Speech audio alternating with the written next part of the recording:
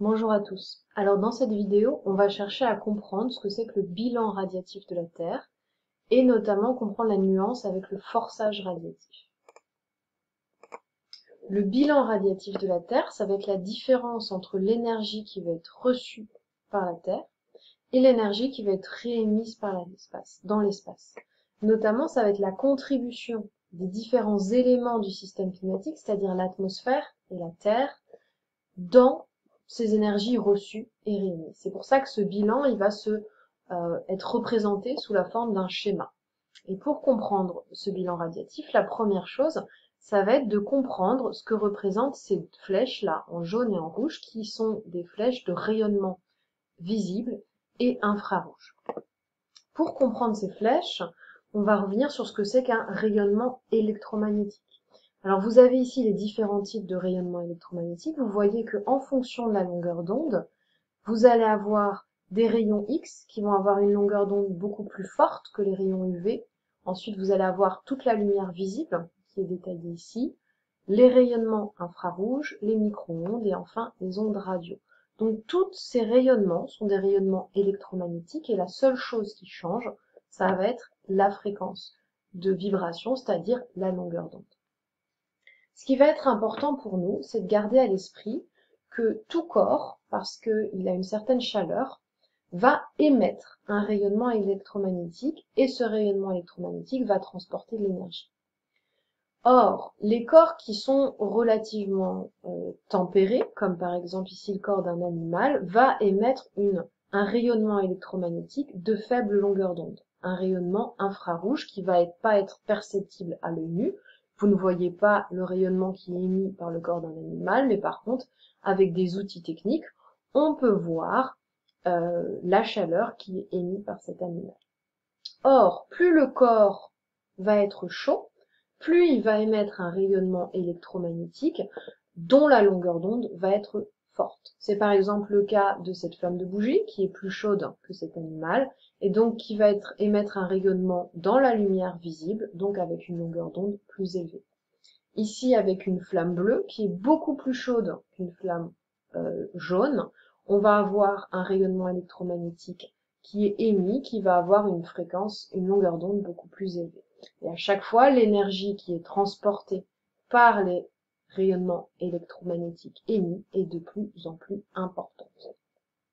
Tout ceci, ça va s'appliquer aussi aux planètes. C'est-à-dire que notre Soleil, aux planètes et aux étoiles, notre Soleil, qui a une température de 6000 degrés, va, comme tous les autres corps, émettre un rayonnement électromagnétique. Comme il est très chaud, il va émettre un rayonnement électromagnétique qui va être de l'ordre du rayonnement visible et des UV. La Terre, qui a une température d'environ 15 degrés, une température moyenne, va aussi émettre un rayonnement électromagnétique, mais par contre qui va être de l'ordre des infrarouges avec une longueur d'onde beaucoup plus faible. Ainsi, si on reprend notre schéma, ces flèches ici désignent les rayonnements électromagnétiques qui vont être émis par le Soleil, donc qui seront de l'ordre des UV et des rayonnements visibles, et en rouge, les rayonnements électromagnétiques émis par la Terre qui seront de l'ordre des infrarouges. Donc la seule chose qui change ici, ce sont les longueurs d'onde.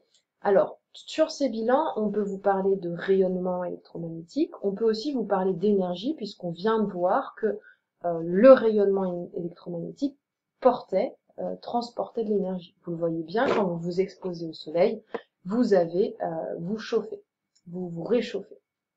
Et ça peut aussi être exprimé en puissance, puisque la puissance, c'est une énergie reçue par une unité de surface. Alors, la première étape de ce bilan radiatif, c'est que l'énergie ou le rayonnement électromagnétique qui est émis par le Soleil, il y a une partie qui va être directement réfléchie par le sommet de l'atmosphère ou par les nuages. C'est-à-dire que l'atmosphère ou les nuages vont vraiment agir ici comme un miroir et réfléchir, donc la lumière, le rayonnement ne va pas pouvoir rentrer, il va être réfléchi vers l'espace directement et ne va pas participer au réchauffement de la planète.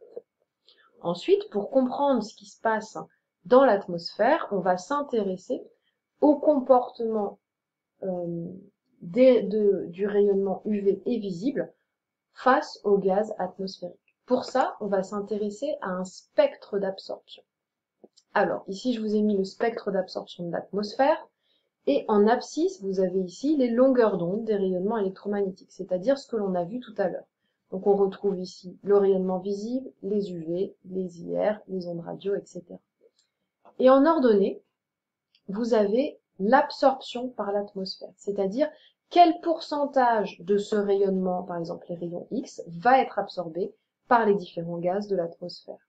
Et ici, vous voyez que cette courbe vous dit que pour les rayons X, on a 100% d'absorption, c'est-à-dire que si par exemple il y a des rayons X qui parviennent depuis l'espace, ceux-ci vont être complètement absorbés par l'atmosphère et il n'y en aura aucun qui pourra atteindre la surface de la Terre.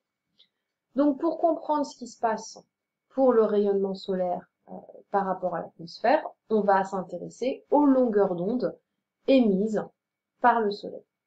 Et ce que l'on voit ici dans ce graphique, c'est que il y a une partie du rayonnement solaire qui va être absorbée par l'atmosphère. On est ici à 100% d'absorption. Ce sont notamment les UV. C'est ce que l'on a déjà vu quand on a parlé de l'ozone. Et c'est un des gaz qui va permettre l'absorption des UV, c'est l'ozone. Alors qu'il y a une autre partie, notamment le rayonnement visible ici, qui va être très peu absorbé par l'atmosphère. On est à peine 10% d'absorption. Ça veut dire que le rayonnement visible va pouvoir traverser, être transmis par l'atmosphère et nous arriver. C'est grâce à ça qu'il ne fait pas nuit en permanence.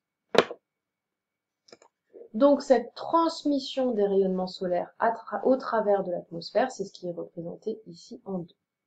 Ensuite, le rayonnement solaire va atteindre la surface de la Terre. Et ici, il peut se passer deux choses.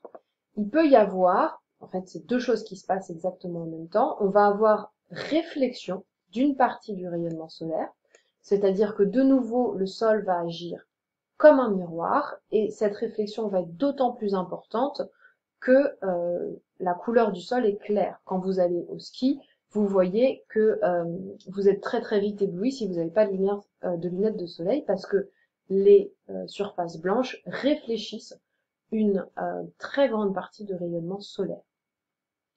Il y a une autre partie du rayonnement qui va pouvoir être absorbée, c'est-à-dire qui va pénétrer à l'intérieur de la Terre et qui va participer au réchauffement de la planète. Donc ça va être particulièrement important pour comprendre les effets du réchauffement climatique, l'importance du pouvoir réfléchissant, c'est-à-dire de l'albédo de la surface sur le ratio réflexion-absorption. Donc ensuite, on a vu que ce rayonnement solaire va participer au réchauffement de la Terre, et puisque la Terre a une certaine température, elle va émettre un rayonnement infrarouge vers l'atmosphère. Et pour comprendre ce que va devenir ce rayonnement infrarouge, on va revenir au spectre d'absorption que l'on a vu tout à l'heure. Et ce spectre d'absorption va s'intéresser maintenant au rayonnement infrarouge émis par la Terre, ce que j'ai représenté ici en rouge. Quand on lit ce spectre d'absorption, il y a toute une partie des rayonnements infrarouges émis par la Terre qui vont être ici absorbés par l'atmosphère, presque 100% pour ces rayons-là. Et ensuite, ici, on a une absorption qui est plus faible, mais quand même, l'atmosphère absorbe ces rayonnements. C'est-à-dire que l'atmosphère absorbe ces rayonnements, donc elle va donc se réchauffer. Et il y a une autre partie de ces rayonnements ici, qui va être très peu absorbée, et donc qui va pouvoir être transmise vers l'espace. Donc ici, je vous ai représenté au niveau 6 la partie du rayonnement qui est transmise vers l'espace, et en 7, la partie du rayonnement infrarouge qui va être absorbée par les gaz à effet de serre, ce qui va permettre le réchauffement de l'atmosphère. Et puisque l'atmosphère est réchauffée, comme tout corps, elle va re-émettre du rayonnement infrarouge. Et ce rayonnement infrarouge qui est re-émis vers la Terre, dans toutes les directions, mais il y en a une partie qui va atteindre la Terre, c'est ce que l'on appelle l'effet de serre. L'effet de serre qui va être permis par la présence donc, de gaz à effet de serre qui vont absorber les rayonnements infrarouges et les re-émettre dans toutes les directions. Donc l'effet de serre, c'est un effet qui est particulièrement important parce que sans la présence de gaz à effet de serre, il ferait trop froid sur la Terre pour qu'il y ait présence de vie. Donc c'est pas que quelque chose de négatif. Donc là, les gaz à effet de serre, ils vont vraiment agir comme une couette sur vous dans un lit. C'est-à-dire qu'ils vont pas créer de chaleur. Par contre, la couette va absorber votre chaleur et va vous la renvoyer. C'est ce qui va vous permettre de ne pas trop vous refroidir pendant la nuit. Donc les gaz à effet de serre de l'atmosphère permettent de réchauffer la Terre de cette manière.